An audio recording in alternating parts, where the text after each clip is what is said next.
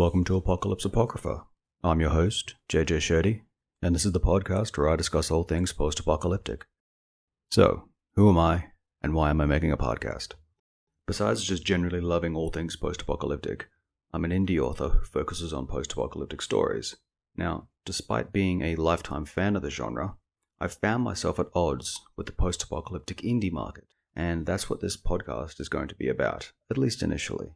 I'm going to be exploring the genre and understanding the indie side of the market. Now, outside of just discussing all things post-apocalyptic in terms of books, movies, TV shows, video games, comics, tabletop role-playing games, whatever it is, as long as the world's ending, I'm happy to go over it. Next to all that, I'm going to be doing a deep dive into these 11 post-apocalyptic novels that I grabbed off Amazon. So, the reason I'm doing this is because I found myself writing books that to me are post-apocalyptic, but to the market are not. We're going to go into this later, but the traditionally published market and the indie market have very different interpretations of what post-apocalyptic means. And so that's what I'm going to be going into. I'm doing deep dives into these novels, reading them, studying them, taking notes, everything. And I'm going to be learning from some very successful post-apocalyptic indie authors.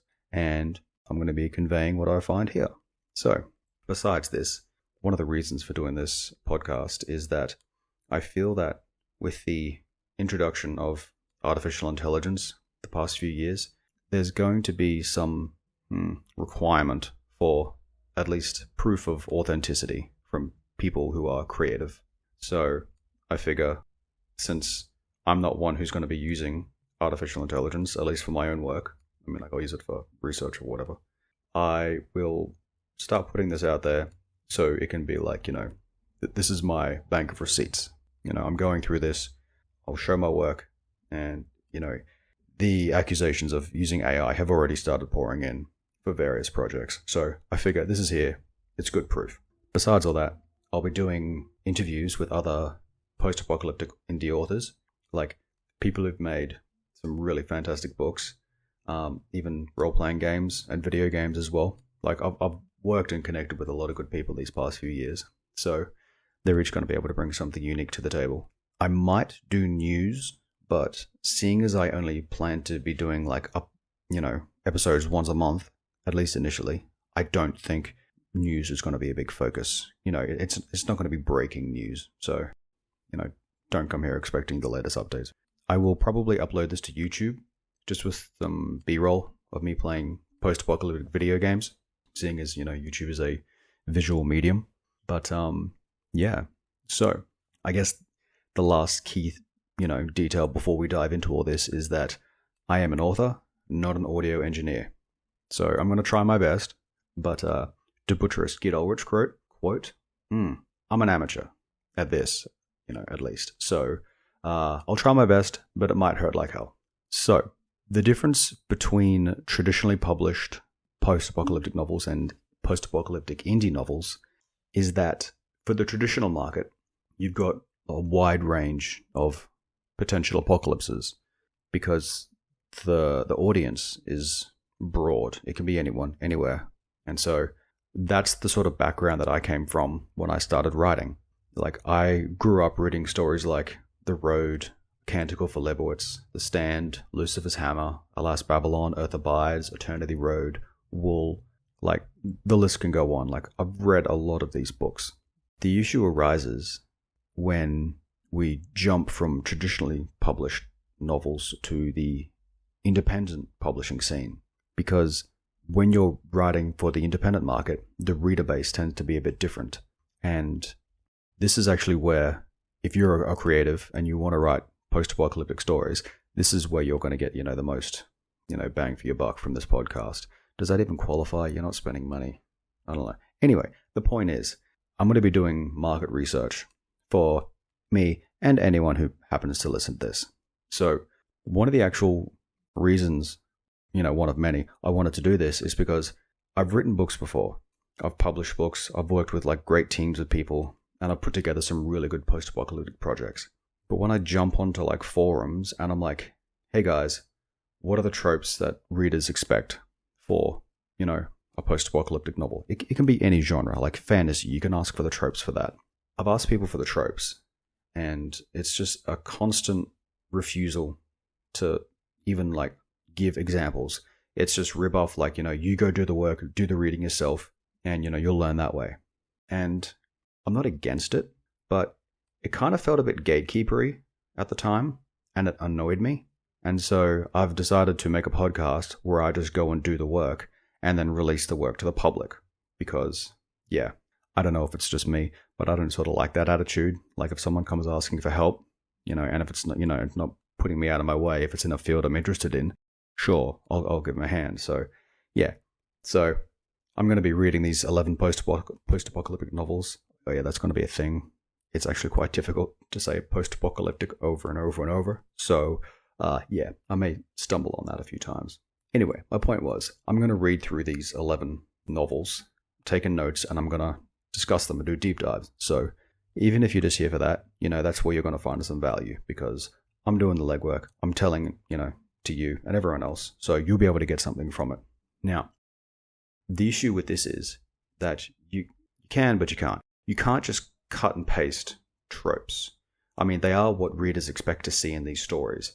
But just because this trope is in every single post-apocalyptic story, that doesn't mean it's just a box that can be ticked. Like, you've got to sort of like look at it and, think about an interesting way to use it, because it's a weird sort of, tightrope walking exercise where readers want something they feel they haven't seen before, but they want something familiar as well. So you're sort of walking between, the familiar and the unknown. So you can have the tropes from this.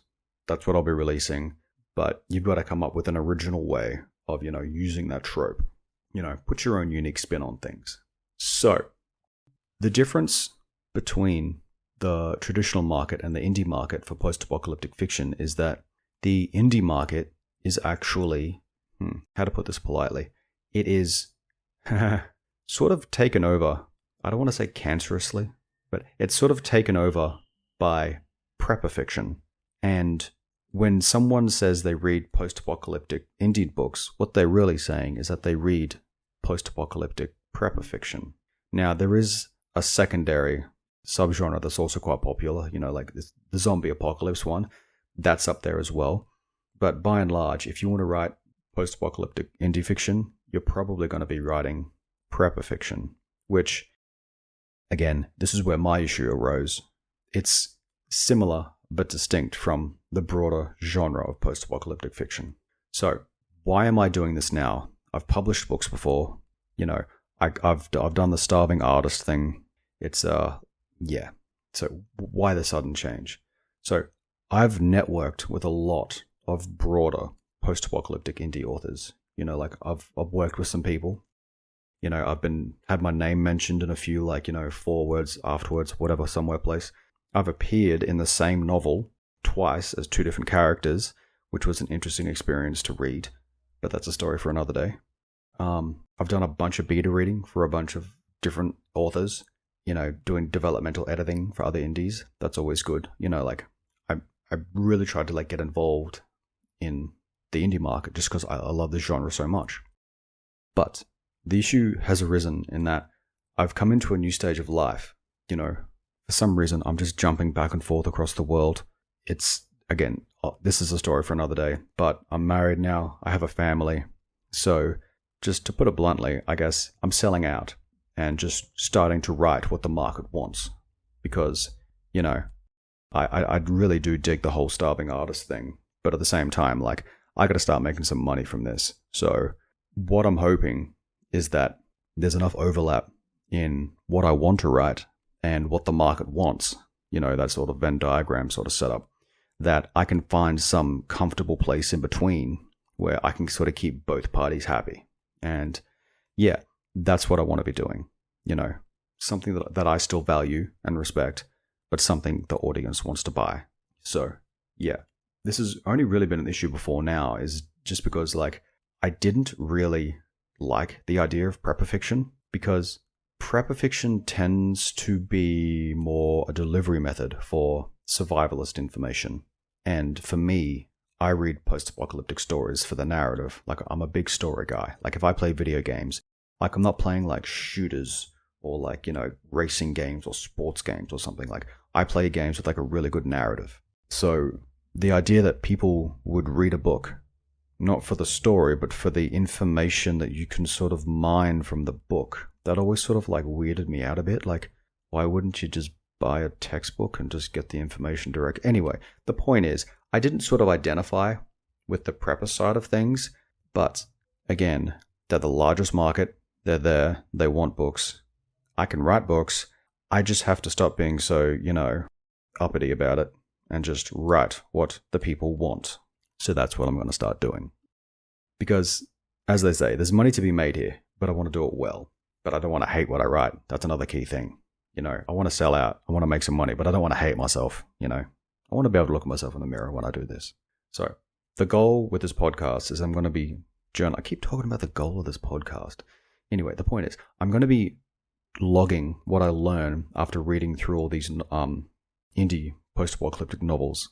And then eventually I'm going to start, putting what I've learned into action. Now, all of that was the original plan, but the plan went awry when I was offered a trial with a publishing company, an indie publishing company, that does post-apocalyptic novels, prepper fiction. So, technically, I've already read a bunch of these 11 books. It was 10 to begin with, but it went up to 11 when I got this job offer. So, originally I was going to read through the 10 right after I read the 10, but I got the job offer already, so I just had to start writing this trial book now. So, I've already read a few, I've learned a bit already, and I'm sort of putting to work what I've already learned. So, I guess I dragged my feet too long with this podcast because, I'm already writing the book that I was meant to write when I finish all 10 of these indie books. So, kind of a weird situation I'm in, but I will still go back and review and critique these 10 books I've gone through. Again, it's 11 now. It's 11. Anyway, that's what I'm going to be doing.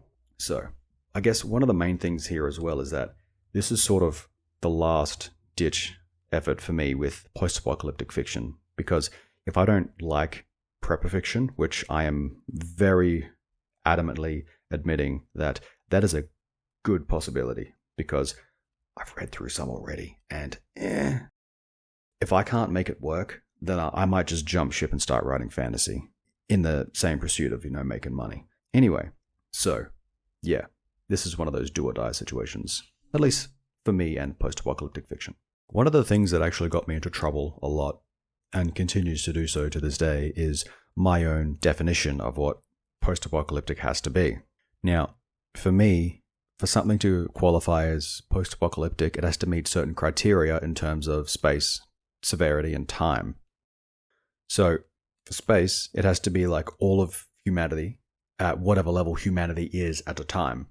So, if you had like caveman days and like a meteor strikes the Earth, then, if there's only like 100,000 of us, that's still an apocalypse. But if we're way more advanced, out in the space, spacefaring era, and we're scattered all over the, galaxy, then a lot more of us have to die for it to be an apocalypse.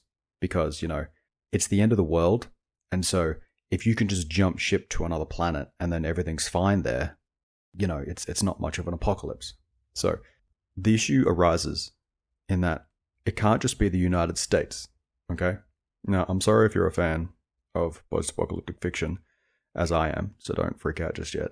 But the US getting hit by a terrorist attack or a nuke, that doesn't qualify as the end of the world. Like, the rest of the world's still fine.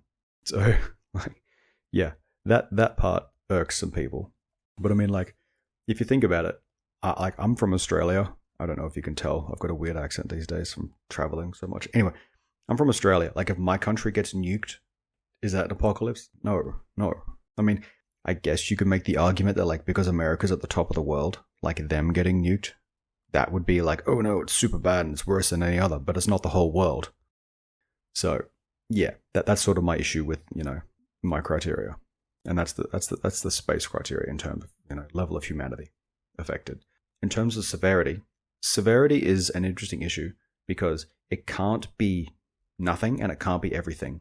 Like, if you've got like a zombie apocalypse of one zombie is not much of an apocalypse because you just like shoot him in the head and it's over. Like, there was a zombie Does that qualify as an apocalypse? No, it doesn't. It sort of has to get some momentum behind it. But at the same time, it can't be like a rogue black hole that's just tearing through the solar system and just wipes out Earth. You know, like, you've got to find that Goldilocks zone of like not too hot, not too cold. Because yeah, it's got to kill a lot of us, but not all of us. It's got to sort of like cripple our social structures, we've, made for ourselves. It's a weird tightrope to walk. And the last criteria is time. So in terms of post-apocalyptic stories, the criteria of time for me, as I've defined it, is that people have to be living in an era after the apocalyptic event where they still define their world by the apocalypse that happened. So if you think about our real world history already, the dinosaurs got wiped out by a giant meteorite. Anyway, whatever it is, a big rock hit the planet. But we don't define ourselves by that event. So super bad for the dinosaurs, but, technically not post-apocalyptic. Maybe if you were like the little rat that was running around on, one of our ancestors, for him, pretty bad. But, not for us now. Same thing. The Black Death wiped out a lot of Europe. Only Europe, though. So, not apocalyptic. Super bad. But we don't really define ourselves by that event. So, we're not in that post-apocalyptic event, window of that event.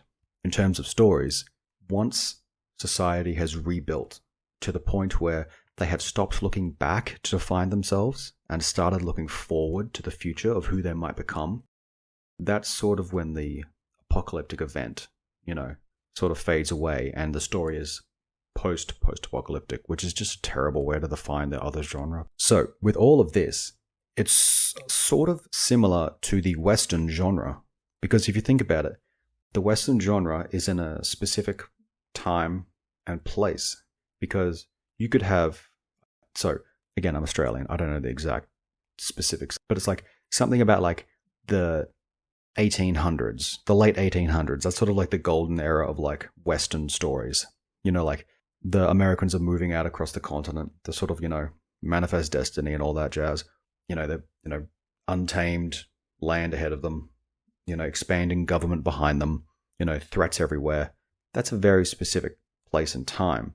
Now, you could have a story set in that time period, but if you do it in New York, it's not a Western.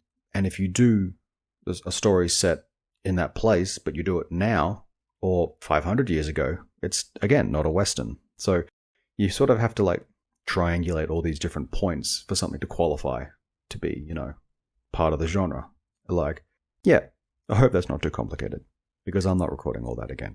Anyway, my initial point was that this gets me into trouble a lot because obviously a lot of post-apocalyptic content doesn't actually meet this criteria. So if you think about it, one of my favorite TV shows is actually Jericho. That's not the part you need to think about though. In Jericho, America gets nuked like 17 times, which is pretty bad, but the rest of the world is fine. Like, people are funneling in like resources and information to the Americans from like various countries all around the world. And America even launches like retaliatory attacks to like the people they think did it. I don't want to spoil it for you. It's a pretty good TV show. And the comics that followed are pretty good as well. But the point is, by the end of the first season, some form of government is already coming back in. So it's like, it's a couple of months. I think they even called it like the special period. Like, it's just like, oh, that little blip of hardship we had to go through and we're back to normal now. I mean, it wasn't normal, but whatever. The point is, it's not much of an apocalypse because like, I know what I was doing at that time in the real world. I think it was like 2005. Like, I would have just been at university and it's like, oh, well, America got nuked. I still got to do my, final paper, whatever. Like, that's not the end of the world.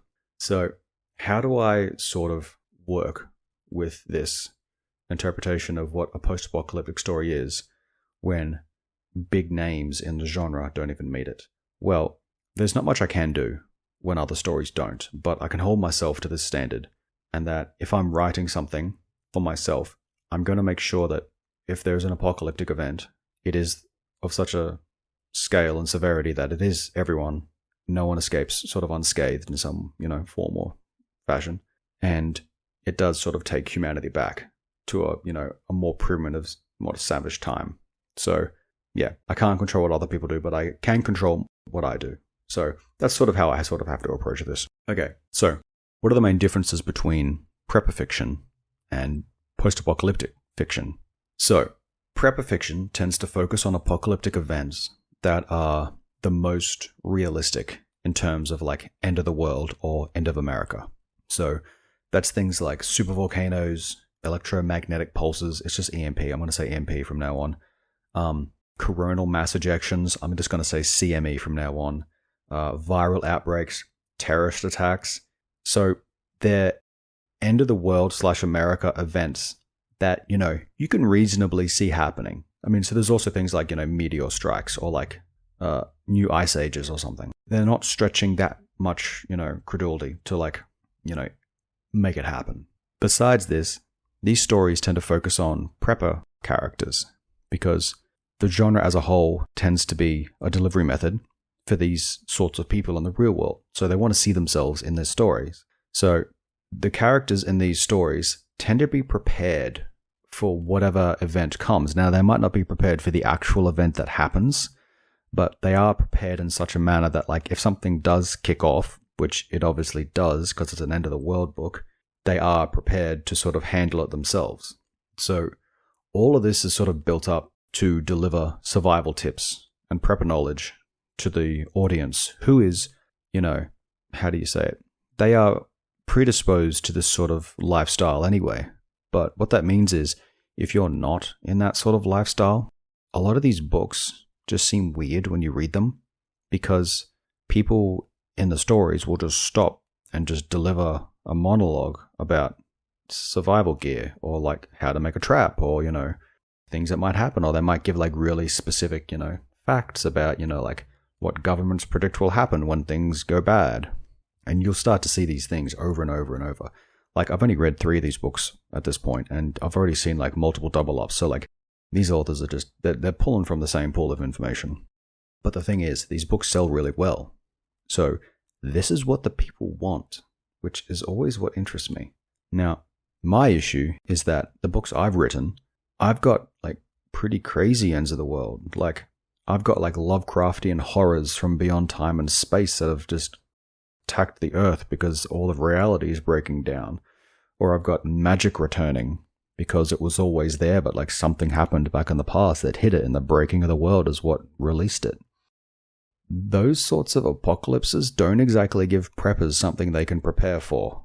So there's not much value for them to get these books because it's not giving them what they want. So yeah, that's been my main issue with publishing at the moment. But again, that's what we're going to rectify with this podcast. Okay, so just in case you didn't think all that was, rambly enough, I am now going to explain my journey, just so you don't think I'm a poser or a fake or a tourist or something.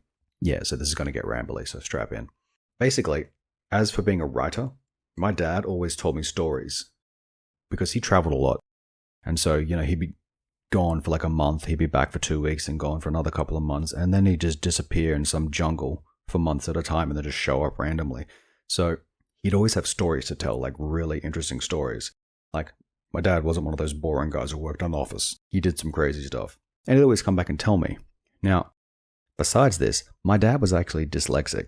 So he couldn't really write or read that well. So he'd get me to transcribe his emails for him, which, while I'm playing a video game, that's really annoying to do, but it did sort of get me writing, and, that's helpful in what I wanted to do. So I went along with it.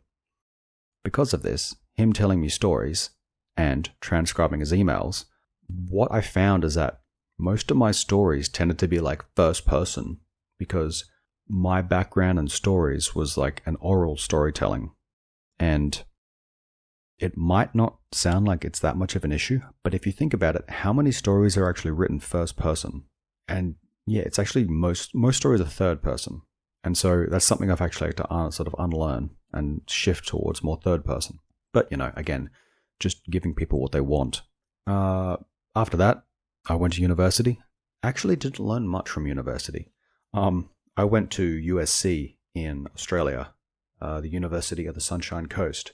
It was called Super TAFE for a reason.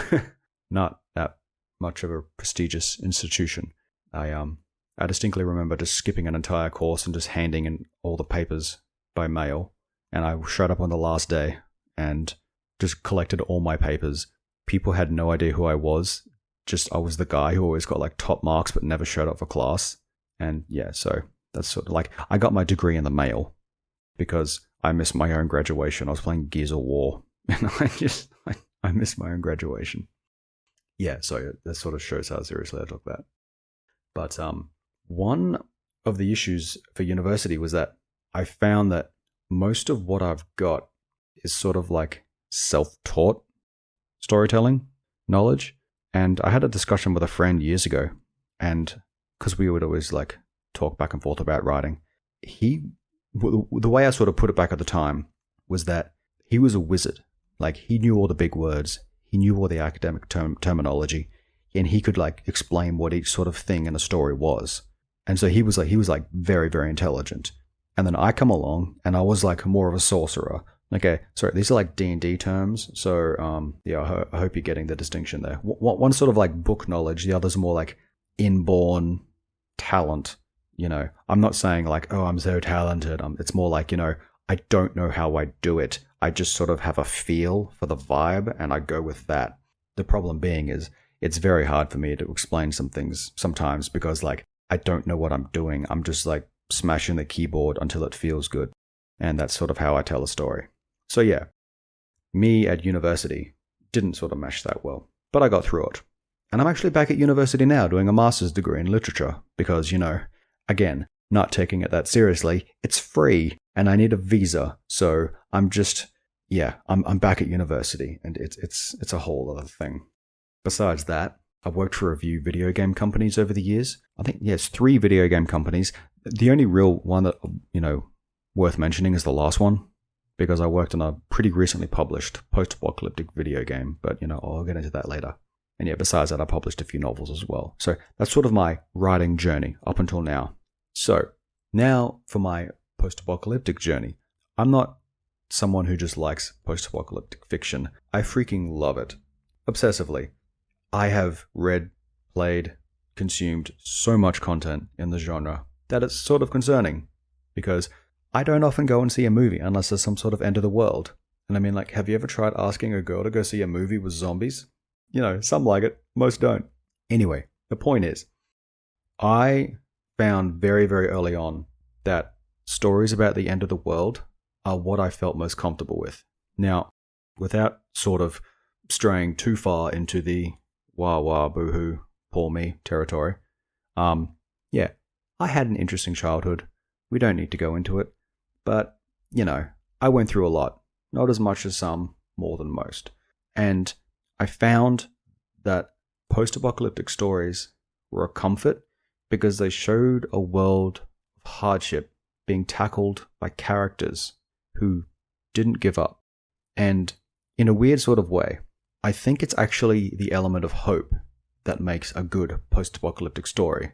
Because without that, you get something like the movie The Divide, where it's just bleak, depression, it just goes down, down, down, and then you get to the end and the floor drops out from under you, and it's a whole other level of downer ending. So yeah, I figured that out a few years ago, actually. It's that you have to have some element of hope in there.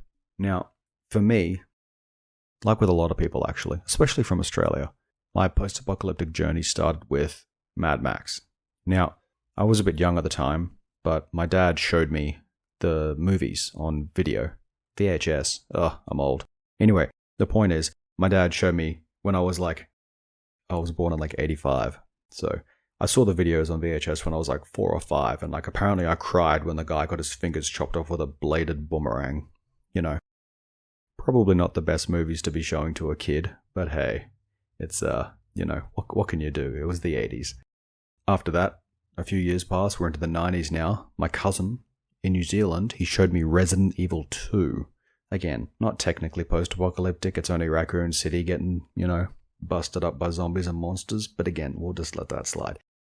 I distinctly remember a licker crawling along the roof and ripping some guy's head off with its tongue. And I had to go camping for a week after that, and it turns out some crazy killer guy escaped from a nearby prison and was reportedly in the campgrounds. And so I'm running across the campgrounds trying to get to the toilet block in the middle of the night, trying to go to the bathroom when I know there's a killer around. So, Resident Evil 2, it's in there in my head, it's definitely ingrained in there. Another old school game was Dark Earth. That was one that sort of really stuck with me. Just, I'll do a deep dive on that one day, but just the story in that game, fantastic.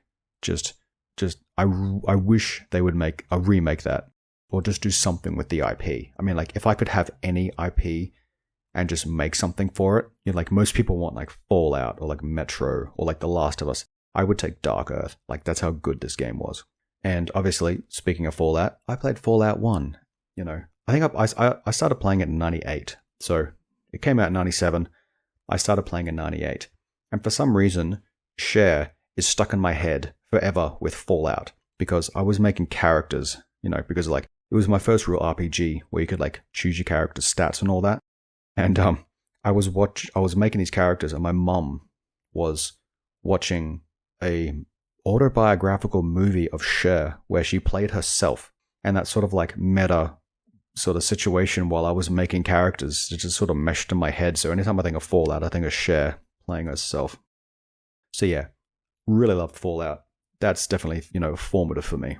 I played 2 when that came out the same year. I saved up all my lunch money from school, went down to the shops, bought 2, loved it, fantastic.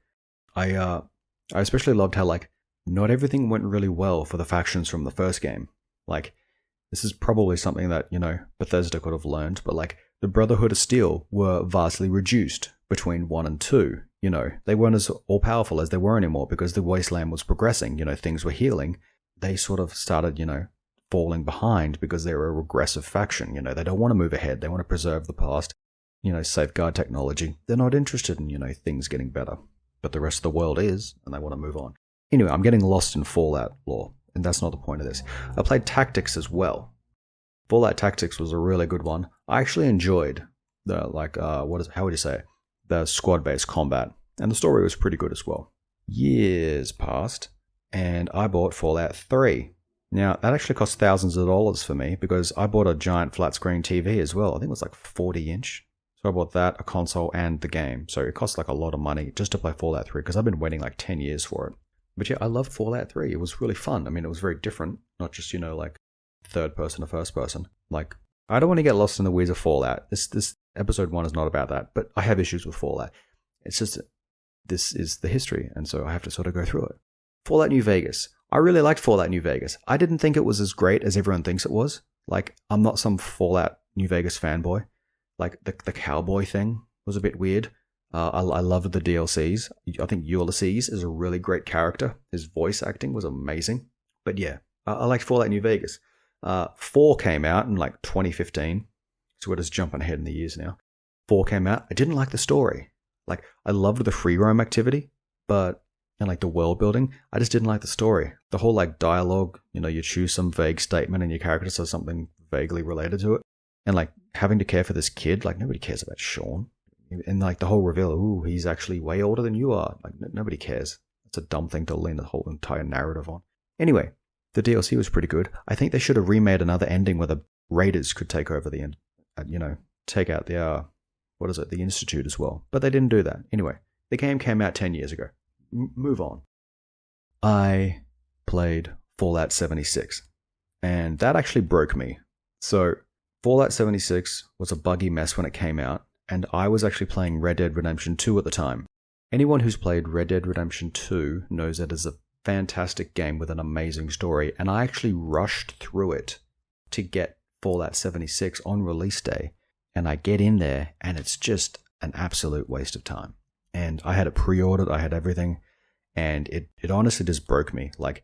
My opinion of Bethesda is just destroyed.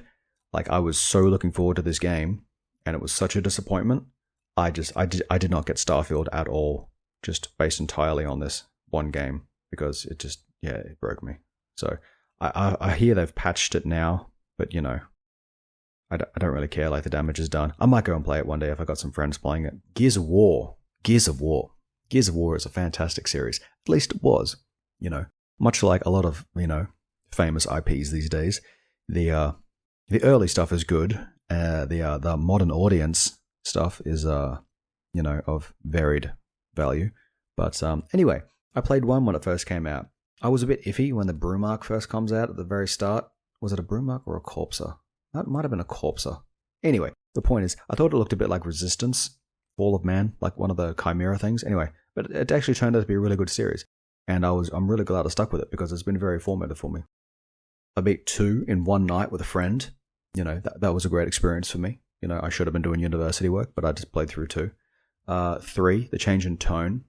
I remember the whole series has got this, aesthetic of beautiful destruction. So all the buildings are sort of very grand, think a bit like 40K, what are they, colonnades, columns? Anyway, the point is things were beautiful, but now they're being destroyed. And so the scenery in that game is amazing. The vibe of Gears of War is great. So by the time 3 comes around, it's sort of shifted from that sort of darker, autumn, winter feel of the world where it's dying. By the time 3 comes along, it's sort of heading more into summer. So everything's more stripped down. It's a bit more brutal, and the harshness is coming. And so new life is coming back into the world. So I thought the brightened color palette was an interesting choice, and it works really well. I enjoyed 3. Judgment came out. I got this, played through it. I actually didn't mind the story. The campaign was good. I like the focus on Baird. There's a few lore issues there. They put the Lancer in. I could do a whole episode about the Lancer. I won't do it now. But don't break canon. Just, if you're ever going to write a story, don't break canon. Just don't. It ruins everything. But, yeah, Gears of War Judgment gets a lot of hate from the community, but I enjoyed it. Gears of War 4. Or was it just No, it was Gears of War 4. They only changed the name with 5. Anyway, I played Gears of War 4. I liked it. I thought the whole thing was too bright. 3 was brighter than 1 and 2, but then 4 was way brighter again, and so it just felt like it sort of crept a bit too far. And I got the whole bright, fresh world, but the blood, the gore was reduced, and it was a bit too cartoony, family friendly, mainstream audience. Gears of War 5. I haven't played it, but I have watched the cutscene movie on YouTube, and I'll play it one day. I've got it on my computer right now. Tactics. I played through it. I enjoyed it. I mean, I think there should have been more levels, but level variety. I think it's ruined city, desert, factory, desert town, and then there's one final industry, sort of industrial complex at the very end for the final battle. I like the sort of the customability of your characters. You can have a really interesting squad. Besides that, I published my first post-apocalyptic novel, Days Too Dark, in 2017. I really, really made a mistake with that, because Days Too Dark is a epistolary novel that is full of artwork, and it is basically my magnum opus, but I did it first, without an audience, without knowing the market. I just wrote the biggest, most complex story I could, and spent a lot of money on artwork, graphic design, everything, and just got it published. And I can't even sell it for less than $30 on Amazon, because each page is a picture and the printing costs are so high. Even if I sell it for that much, I only get $1 or 50 cents or something, just because it's so expensive to produce. Anyway, the point is, that was my first real big post-apocalyptic novel. I have one book published before that, but it's tangentially post-apocalyptic. Yeah, so that was my first foray into the genre. Now, one of my experiences, as a indie author, was that I actually read someone's post-apocalyptic story, someone from Twitter who I connected with, another indie author, and I read it, and at the time, I didn't like it, because I didn't get it. Now, what I didn't sort of get at the time is that this book was written closer to what the indie market expects. And so I read this in my ignorance, expecting a, more traditional story, but it was more leaning towards the indie market, and sort of basically what I'm trying to do now, the nice Venn diagram of what I want and what will sell, so yeah, the book is called Hood. The author is Evan Pickering, really good guy. I've chatted with him a bunch on Twitter, or X, whatever it is now. Nobody cares. Yeah, and I poo-pooed it at the time, and I was wrong, because, what's the saying? The proof is in the pudding or something? I don't know. But he sold a bunch of copies. He's got a bunch of reviews. I don't. That was what the market wanted. But I was no, this doesn't work. And, I was just ignorant. And so, yeah, I guess this is my dragging myself across the coals admission. But yeah, so that was one of my big events for my post-apocalyptic journey. Thinking I was right when actually I was wrong. I played State of Decay, and I was in Australia, and it was going to get cancelled because of some of the gore. And Australia has like really strict like video game laws. It did. I don't know if it still does. It probably still does. Anyway, the point is they were going to cancel it, and I just went into a rage and just sold my console, and because they were going to cancel the game. And I actually wrote an email to someone in the government, like, you know, how dare you? I should be able to play this. Like, I was getting ready to go to war over this. But eventually they actually released the game. I think they modded a few things. Something about the drug use in it. Eventually they released it, and I could play it. And so I had to go buy another console. And yeah, so I played that. Really enjoyed it. State of Decay 2 came out. I got that. I only played it for a little bit before I had to move overseas. So I had to leave my computer in Australia. So I didn't get to play it that much. But long story short, I have a laptop now. For about 2 years I've been able to play it, and I love State of Decay. Just the idea of like building a community, sort of getting all the resources you need, and just playing through it for as long as you want. That really sort of tickles something in my brain. Like that level of micromanagement, I love it. I don't know why, I just do. It's inspired me to make my own project, sort of similar to that. Now, in 2018, I moved to Taiwan, and I actually published the post-apocalyptic writing guide. Now, the thing here is that like I looked around and I couldn't find a genre guide for the post-apocalyptic genre, because what I did find was a book written by Richard Dean Chase called Writing Apocalypse and Survival, a masterclass in post-apocalyptic science fiction and zombie horror. Anyway, wordy title. I read through it and instantly disagreed with it. One of the things that stuck out to me was that, you know, he says, there's only two types of post-apocalyptic fiction. A story about people going home, or a story about people defending their home. And I was like, that's absurd. There's a bunch of post-apocalyptic stories that aren't about those things. But again, I was wrong. I didn't know I was wrong because I was young and stupid, and I thought I was right. He was talking about the indie market, what the preppers want, basically. And I just didn't sort of get that at the time. And so I went out and I wrote my own genre guide, and it's like 70,000 words. And yeah, I still think it has value because it sort of goes into like the more story elements, like, you know, archetypal characters, places, you know, like events that can happen. But it's sort of aimed at a more broad post-apocalyptic story. So there's a lot of value there. Like it's being used in masterclasses in America, which I think is kind of cool. But yeah, I'm going to do like an updated version of that soon. But yeah, so as for the video game I worked on Broken Roads. I did a little work on the early stages of the game. Like I made one of the towns. But the thing here is that like I'm actually NDA'd still. So I'm not sure how much I can go into. But that released last year. I remember it got pretty negative reviews because it was like buggy and a bit short. That's what people said. I don't know. I haven't actually finished it. I just played up to my part, where the part that I sort of built and what I saw. And like people tended to like give the game like meh reviews and write-ups, but they did seem to like what I made. So I sort of take that as a win, you know. I'm going to throw that feather in my hat. So I'm kind of happy with that. I wish I could have worked on it more, but you know, contract work. After that, I recently published the book that was quite interesting, to me at least, because I had the ridiculous idea to let my audience choose a story that was, they chose the apocalyptic event that happened, and then they got to choose the characters that were in the story. And so, I don't know if you know, but crowdsourcing your own projects is not a good way to do things. Because yeah, it was a very interesting concept, because it was just really bizarre elements I had to sort of find a way to, you know, put together in such a way that would make an interesting story. And I ended up with some really bizarre characters.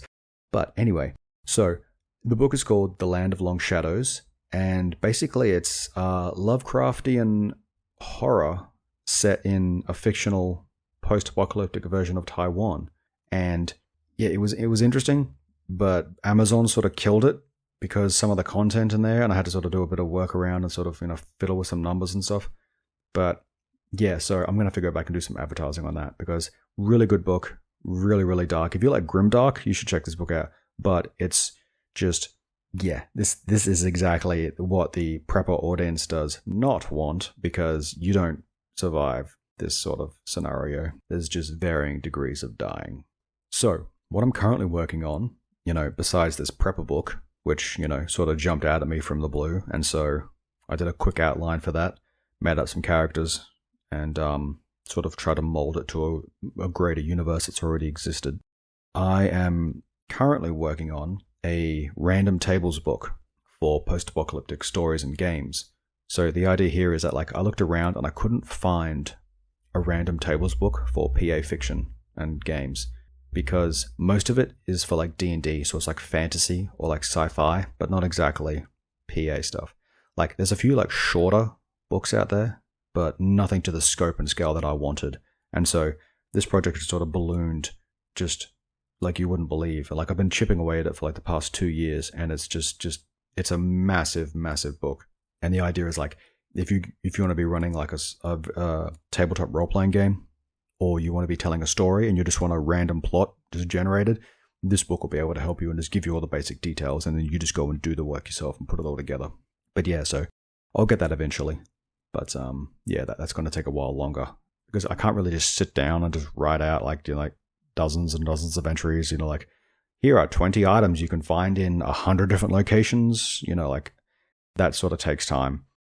Actually, one of the interesting things with that project is that's another inspiration for me to do this podcast, because I'm sitting there writing these lists out and I'm like, this is exactly the sort of thing that AI could do.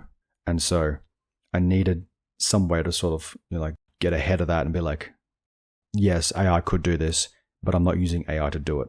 Now, my involvement with AI is a discussion for another day. I don't use it unless it's for research. But yeah, we don't need to go into that.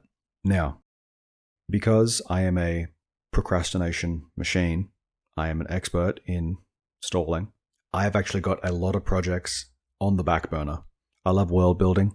I love coming up with ideas and putting them all together. It's just the sitting down and getting things written. That's the thing that takes a while to do. So I've got a lot of projects ready and waiting to go. It's just, I get distracted by something new and shiny.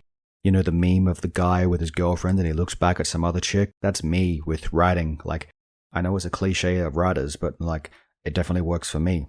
My first book I published, I've taken it down off Amazon. I'll put it up again one day, but it's going to be a trilogy. I have to finish it. The first book is finished and, like I said, it's already published. The second book is completely finished. I just have to upload it.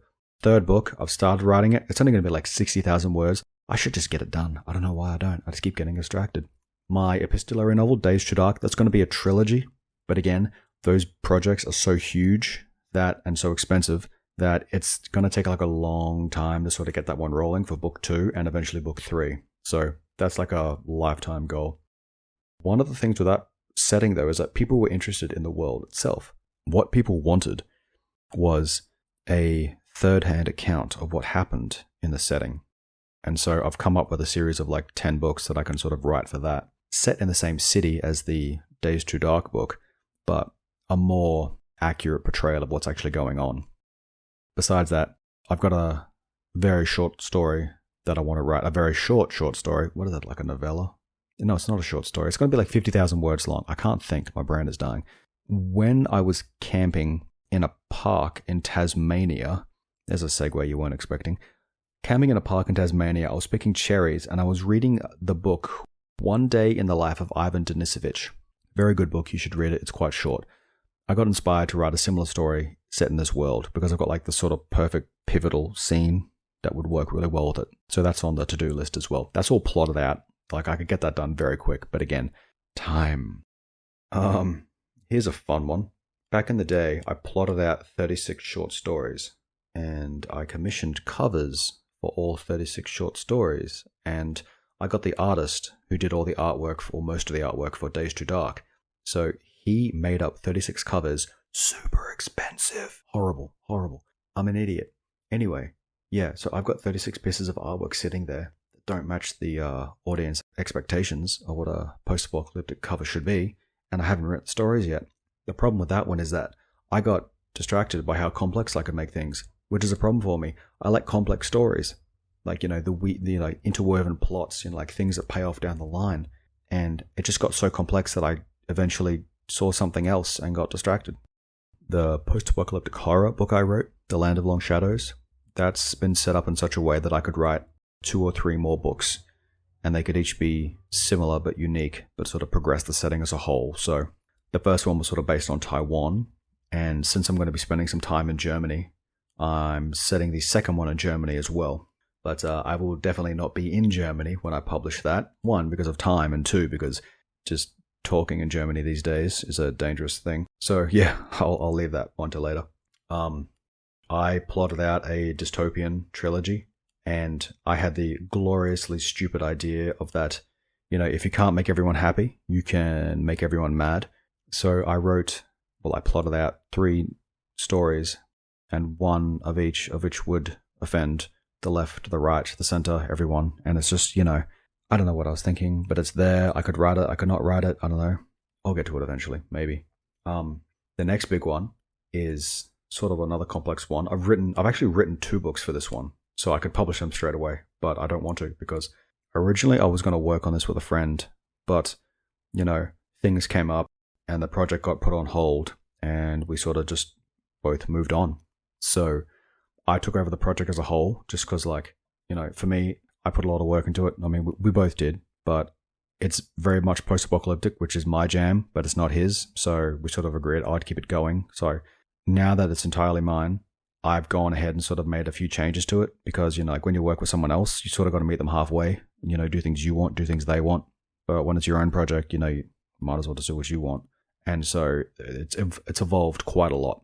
And so that's just sitting there, just, getting built up. The next big one I'm working on, which is actually going to be working in tandem with this podcast as well, is a series of shorts that are going to be inspired by the TV show Jericho. Now, yeah, I know I said I didn't think it was post-apocalyptic, but I actually do really like Jericho. I think it's a great series. And so, yeah, I've got an outline of a very episodic series of shorts inspired by that awesome TV series. Besides that, I'm going to be working on just unrelated post-apocalyptic shorts that are going to be tied in, again, with this podcast as well. Just sort of more adventurous. If you think like sword and sorcery, but post-apocalyptic, there's just something about that vibe. I love that sort of idea of, adventure after the end of the world. A lot of the early Fallout artwork is like that. And so, yeah, that's another project I'm going to be working on. Finally, I'm actually working on 2 tabletop role-playing games that are set in a post-apocalyptic universe. They're unrelated, but that's sort of a more complex project to work on. Well, they both are, but just the process of getting them made and developed is very different, because you can't just write it and just release it. You got to play test it and sort of get feedback, tweak things. You're not just writing a narrative in a world, you're making rules. So a bit outside my wheelhouse, but I'm learning a lot and I'm actually quite enjoying it. And finally, here we come to the planned study session. Now, as I said, this was originally going to be 10 books, but because of the job offer I got, it went up to 11, and I've already started writing the story of my own. So when I say that, this is a story that I'm writing for a pre-established setting for others. So I would not consider this to be my final piece or my real efforts on writing prepper fiction. Before I consider abandoning the genre for fantasy in terms of making cash, not art. If it's art, I'll always do post-apocalyptic. But before I consider abandoning it in terms of cash, I want to give it an honest go on my own. So what I'm writing now, even though it is prepper fiction, it's going to be with the aid of a pre-established audience, a pre-established company. They've got their mailing list, they've got their marketing.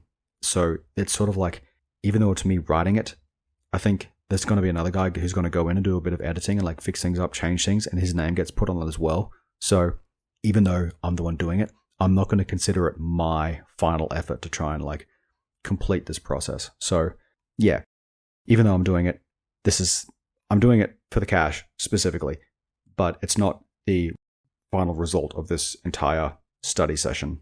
So anyway, let's get to the 11 books that I picked up. Now, we're going to start with Broken World by Grace Hamilton. That's at 4.4 stars with 1,149 reviews. We have The New Republic of Texas by David Saylor, sitting at 4.6 stars with 1,420 reviews. 7 Days by Joseph D. Namir, probably butchered that, sorry, 4.4 stars, 1,668 reviews. The McLean Apocalypse by Kate Morris, 4.3 stars with 2,354 reviews. Blackout by Boyd Craven III, 4.3 stars, 2,475 reviews. October 4 by Mark Lauren, 4.4 with 3,537.